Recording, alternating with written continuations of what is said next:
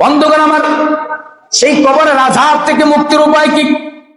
হাদিস শরীফের মধ্যে আসছে, আমার নবীজি বলেন, যে ব্যক্তি ঘুমানোর পূর্বে সূরা আলিফ লাম মিম, অর্থাৎ আমরা কোরআনুল কারীমের মধ্যে অনেকগুলি সূরা পাই, যে সূরার মধ্যে আলিফ লাম মিম আছে। একটা সূরার নাম আছে আলিফ লাম মিম সাজদা।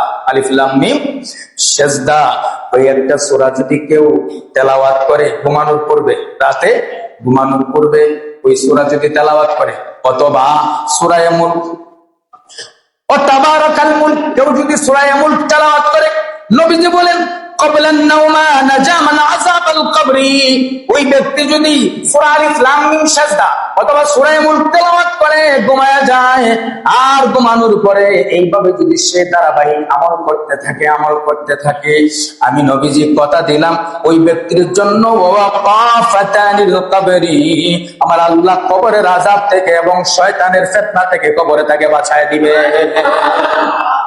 ইমাম আহমদ, ইমাম তিরমিজি এবং হযরত উমর আল ফারুক রাদিয়াল্লাহু তাআলা আনহু থেকে বর্ণনা করেন, হযরত উমর আল ফারুক বর্ণনা করেন, আল্লাহ রাব্বুল আলামিনের হাবিব সাল্লাল্লাহু আলাইহি ওয়াসাল্লাম বয়ান করতেছেন, মা মান সালামাল ইয়ামুতু ইয়াউমাল জামাআতি আউলিয়াতিল জামাআতি আল ওয়াকাহুল্লাহু ফিতনাতুল কবরি।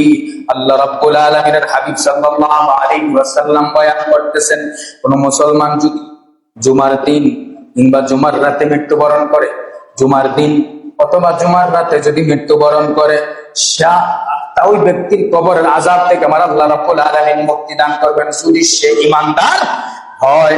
কোন ঈমানদার যদি মারা যায়, এটা যদি গতকাল বৃহস্পতিবার দিবাগত রাত্রিকে বলা হয় জুমার রাত, বৃহস্পতিবার দিবাগত রাতটাকে বলা হয় জুমার রাত, আর আজকের এই দিনটাকে বলা হয় জুমার দিন। নবীজি বলেন, কেউ যদি জুমার দিন মারা যায় আর ওই ব্যক্তিটা যদি ঈমানদার হয়, ঈমানদার শয়তানের ধোঁকায় পড়ে যদি কোনো গুনাহ করে থাকে, ওই গুনাহগুলি থেকে আমার আল্লাহ রাব্বুল আলামিন তাকে মাফ করায়া কবরের আযাব থেকে ওই ঈমানদারকে আমার আল্লাহ মুক্তি দান করে দেয়।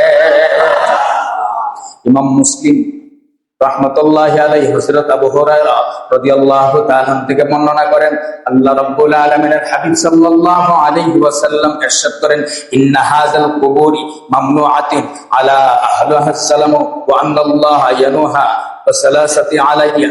আল্লাহ রাব্বুল আলামিনের হাবিব ফরমান, নিশ্চয়ই ওই কবর অন্ধকারে পূর্ণ থাকবে, কবরটা অন্ধকারে পূর্ণ থাকবে, কিন্তু ওই কবরটা অন্ধকার থাকা সত্ত্বেও ওয়া আন্নাল্লাহা ইয়ানুরুহা ইউসাল্লানি, যেই ব্যক্তি ওই অন্ধকার কবরকে আলোকিত করতে চায়, ওই অন্ধকার কবর যদি কারো আলোকিত থাকতে চায়, ওই ব্যক্তি যদি দৈনিক আমি নবীর উপরে দরুদ শরীফ পাঠ করে, আমার আল্লাহ রাব্বুল আলামিন ওই ব্যক্তি কবরে যাওয়ার আগে আগে তার অন্ধকার কবরটাকে আমি নবীর দুরূদের বরকতে আলোয় আলোকিত করে দিবে।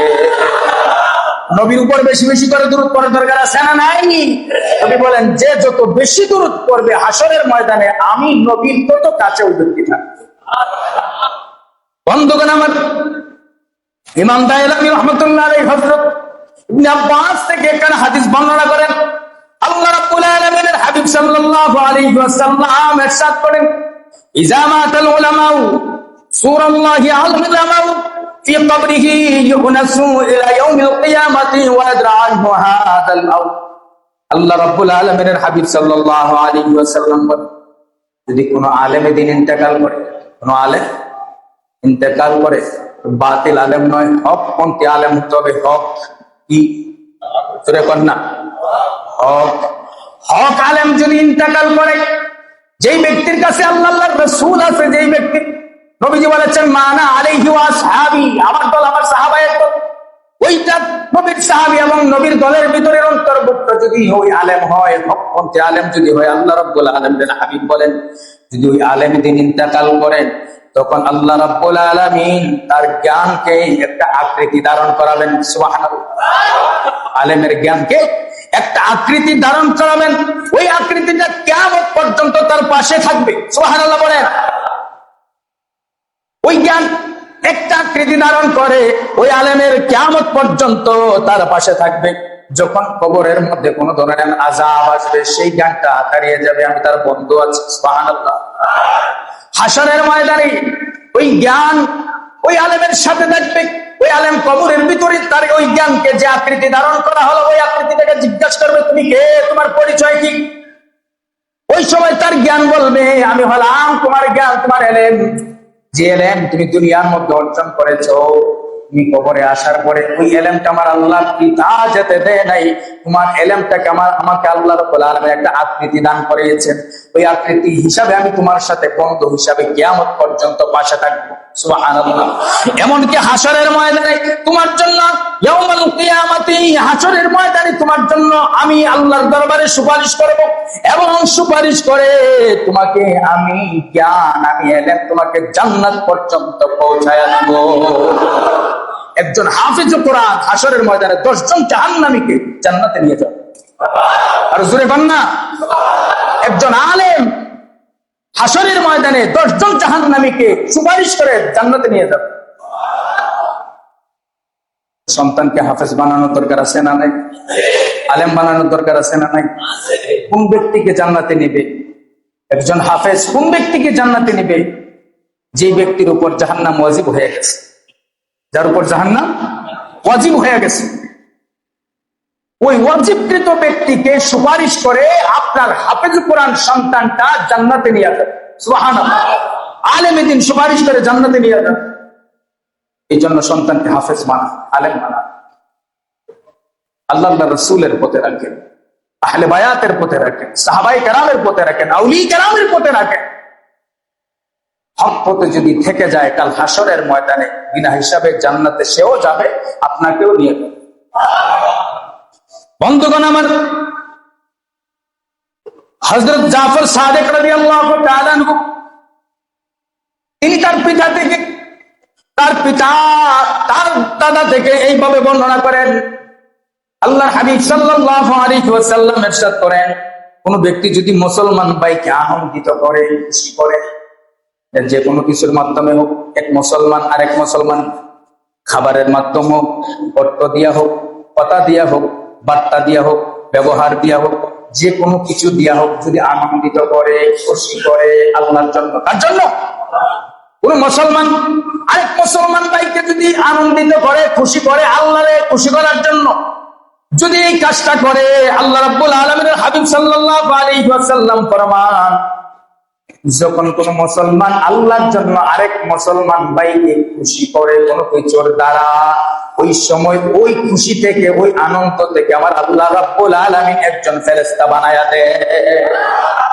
ওই আনন্দ থেকে একজন ফেরেশতা তৈরি করে নেয়। ওই ফেরেশতা হাসরের ময়দান পর্যন্ত তার সাথে থাকবে। যেই ফেরেশতাটা আমার আল্লাহ রাব্বুল আলামিন বানালেন, ওই ফেরেশতা তার ইবাদত এবং তাওহীদ, আল্লাহর ইবাদত এবং তাওহীদের বর্ণনা করতে থাকে। অতঃপর যখন ওই বান্দা ইন্তেকাল করার পরে ওই ফেরেশতা তার কবরে যায়, ওই ফেরেশতা তার কবরে যায়, সে জিজ্ঞেস করে, তুমি কে? বলে, আমাকে চিনো নাই? যে না, আমি তো তোমাকে চিনি নাই। সে বলবে, ওই যে তোমার ভাইকে তোমার কথার দ্বারা, তোমার ব্যবহারের দ্বারা, তোমার চলার দ্বারা আল্লাহকে খুশি করার জন্য তোমার আরেক মুসলমান ভাইকে তুমি খুশি করেছো, আনন্দ দিয়েছো। আল্লাহ সেই সময় তোমার খুশি থেকে, আনন্দ থেকে আমাকে বানিয়েছেন। সুবহানাল্লাহ। আর আমি ফেরেশতা, আমি তোমার কবরের মধ্যে থাকবো, এইভাবে এমন ভাবে থাকবো, তুমি যেইভাবে আনন্দ দিয়েছিলে আমি তোমার কবরে আনন্দ দিব। তুমি যেইভাবে আনন্দ দিয়েছিলে আমি তোমাকে হাসরের ময়দানে আনন্দ দিব। এইভাবে আনন্দ দিতে দিতে আমি তোমাকে এই কালেমার উপর সুদৃঢ় রাখবো, এবং কিয়ামতের দিন পর্যন্ত তোমার সাথে উপস্থিত থাকবো, আর আল্লাহর দরবারে তোমার জন্য শাফাআত করে তোমাকে জান্নাতে পৌঁছায়া দিব। হযরত আবু কাহেল থেকে বর্ণনা করেন, ইবনে মুন্দা বলতেছেন, রাসূল সাল্লাল্লাহু আলাইহি ওয়াসাল্লামের ইরশাদ করেন, নবীজি বলেন, আবু কাহেল, তুমি জেনে রাখো যে ব্যক্তি মানুষকে কষ্ট দেয়, কথার দ্বারা হোক, চলাফেরার দ্বারা হোক, ব্যবহারের দ্বারা হোক, যে কোনো কিছুর দ্বারা হোক, যদি কোনো মানুষকে কষ্ট দেয়, তার থেকে আমার আল্লাহ একজন ফেরেশতা তৈরি করে, যে ফেরেশতাটা ওই ব্যক্তিকে যেইভাবে আনন্দিত দেওয়ার কারণে, খুশি দেওয়ার কারণে তাকে কবর থেকে শুরু করে কিয়ামত পর্যন্ত সুপারিশ করবে। কিয়ামত পর্যন্ত তার পাশে থাকবে। কষ্ট থেকে একজন ফেরেশতা আল্লাহ বানায়, সেই ফেরেশতা তার কবর থেকে কিয়ামত পর্যন্ত থাকবে আর তাকে কষ্ট দিবে। নাউজুবিল্লাহ। আর কোন মানুষ যদি অপর মুসলমানের কষ্ট দূর করে দেয়, লাঘব করে দেয়, আল্লাহ রাব্বুল আলামিনের হাবিব বলেন ওই ব্যক্তির কষ্ট দূর করে দেওয়ার কারণে, কোন মানুষের দুঃখ দূর করে দেওয়ার কারণে, কষ্ট দূর করে দেওয়ার কারণে আল্লাহ ওই ব্যক্তিটাকে কবরে, হাসরে, মিজানে, ফুলসিরাতে, এমনকি হাসরের ময়দানে তার কষ্ট দূর করে জান্নাতে পৌঁছায়া দেবে।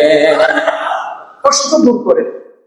আছে না অনেক মানুষ অসহায়, গরিব, টাকার জন্য খেতে পারে না, চলতে পারে না, ঘর নাই, বাড়ি নাই, টাকার জন্য মেয়ে বিয়ে দিতে পারে না, টাকার জন্য চিকিৎসা করাতে পারে না। এই সমস্ত কষ্টগুলি যদি আপনি দূর করাইয়া দেন, তাহলে আল্লাহ আপনার কষ্ট দূর করে দেবেন। সুবহানাল্লাহ। আবু ফজল তুসি রাহমাতুল্লাহ আলাইহি হযরত ইবনে উমর থেকে বর্ণনা করেন, আল্লাহ রাব্বুল আলামিনের হাবিব সাল্লাল্লাহু আলাইহি ওয়াসাল্লাম বলেন, যেই ব্যক্তি আল্লাহর ঘর মসজিদকে আলোকিত করে, যেই ব্যক্তি আল্লাহর ঘর মসজিদকে আলোকিত করে, আল্লাহ রাব্বুল আলামিন তার কবরকে আলোকিত করে দিবেন। সুবহানাল্লাহ। যদি কেউ মসজিদে আলোকিত করে, তার কবরকে কি করে দিবেন? আলোকিত করে দিবেন। অর্থাৎ মসজিদকে কেউ যদি সাজায়া দেয়, তার কবরটাকে সাজায়া দিবেন। কথা বলেন না, কে সাজায় দিবেন? মান বানা লিল্লাহি মাসজিদান বানাল্লাহু বাইতান ফিল জান্নাহ। যে ব্যক্তি মসজিদ নির্মাণ করে, আল্লাহ তার জন্য জান্নাতে বালাখানা নির্মাণ করে দেয়। বন্ধুরে আমার, এই জন্য মসজিদে দান করবেন।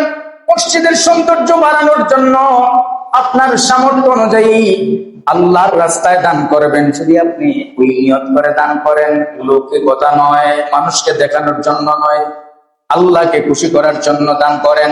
নবীজি বলেন, মসজিদকে আলোকিত করার জন্য দান করলে যেই ব্যক্তি মসজিদ আলোকিত করে দেয়, আল্লাহ তার কবরটাকে আলোকিত করে দেয়। সুবহানাল্লাহ।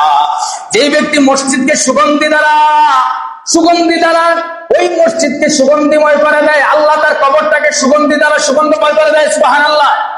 অন্তরে আমার, আল্লাহ রাব্বুল আলামিনের হাবিব সাল্লাল্লাহু আলাইহি ওয়াসাল্লামের সাহাবী ইবনে আব্বাস বর্ণনা করেন, নবীজি ফরমান, যে ব্যক্তি জুমার রাতে মাগরিবের পর, জুমার রাতে গত রাতে গেল, জুমার রাতে মাগরিবের নামাজের পর 2 রাকাত নামাজ পড়ে, 2 রাকাত নামাজ বৃহস্পতিবার দিবাগত রাত্রিতে পড়ে। মনোযোগ।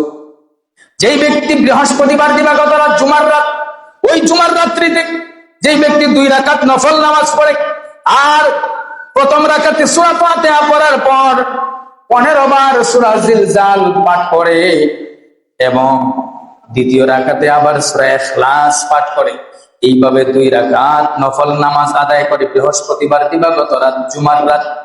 কোন ব্যক্তি যদি 2 রাকাত নফল নামাজ পড়ে, প্রথম রাকাতের মধ্যে সূরা ফাতিহা পাঠ করার পর 15 বার, কতবার?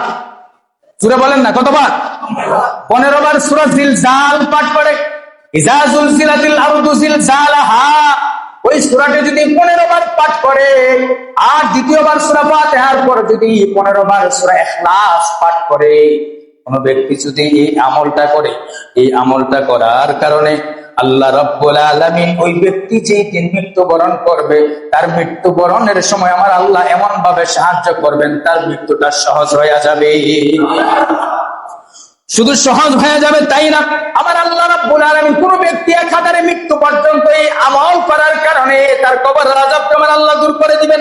এমনকি ওই আমল করার কারণে কিয়ামতের ময়দানে আমার আল্লাহ ফুলসিরাত, আল্লাহর নিজ দায়িত্বে তাকে পার করে দিবে। আমলটা করার চেষ্টা করবেন ইনশাআল্লাহ। ইমাম তিরমিজি, ইবনে মাজাহ এবং ইমাম বাইহাকি রাহমাতুল্লাহি আলাইহি হযরত সুলাইমান ইবনে সুরাদ ও খালিদ ইবনে ফুরতাহ রাদিয়াল্লাহু তাআলা থেকে বর্ণনা করেন, রাসূল সাল্লাল্লাহু আলাইহি ওয়াসাল্লাম ইরশাদ করেন, কোন ব্যক্তি যদি পেটের ব্যথায় মারা যায়, কিসের ব্যথায়? পেটের ব্যথায় যদি মারা যায়, আল্লাহ রাব্বুল আলামিনের হাবিব বলেন তার কবরের মধ্যে আযাব হবে না। সুবহানাল্লাহ। কবরের ভিতরে আযাব হবে না। হযরত সালমান ফারসি রাদিয়াল্লাহু তাআলা বর্ণনা করেন, আল্লাহ রাব্বুল আলামিনের হাবিব সাল্লাল্লাহু আলাইহি ওয়াসাল্লাম বর্ণনা করেছেন, নামাজে যেই ব্যক্তি দীর্ঘ সময় দাঁড়ায়া থাকে, নামাজে যেই ব্যক্তি দীর্ঘ সময় দাঁড়ায় থাকে, অনেক সময় দাঁড়ায় দাঁড়ায় তেলাওয়াত করে। নামাজে যে ব্যক্তি দীর্ঘ সময় দাঁড়ায় থাকে ওই ব্যক্তিকে আমার আল্লাহ নিরাপদে ফুলসিরাত পার করায় দিবেন, সুবহানাল্লাহ। আর যে ব্যক্তি নামাজের ভিতরে দীর্ঘ সময় সিজদার মধ্যে থাকে, বান্দার কাছে আমার আল্লাহ রাব্বুল আলামিন সবচেয়ে যে জিনিসটা বেশি চান এটার নাম হলো সিজদা, সুবহানাল্লাহ। বান্দা যখন সিজদার ভিতরে গিয়া বেশি সময় অবস্থান করে, আল্লাহ রাব্বুল আলামিনের হাবিব বলেন যেই বান্দা এই নামাজের ভিতরে সিজদায় বেশি সময় অবস্থান করে, আল্লাহ নামাজের ভিতরে বেশি সময় সিজদায় অবস্থান করার কারণে তার কবরের আযাব আল্লাহ মাফ করে দেয়।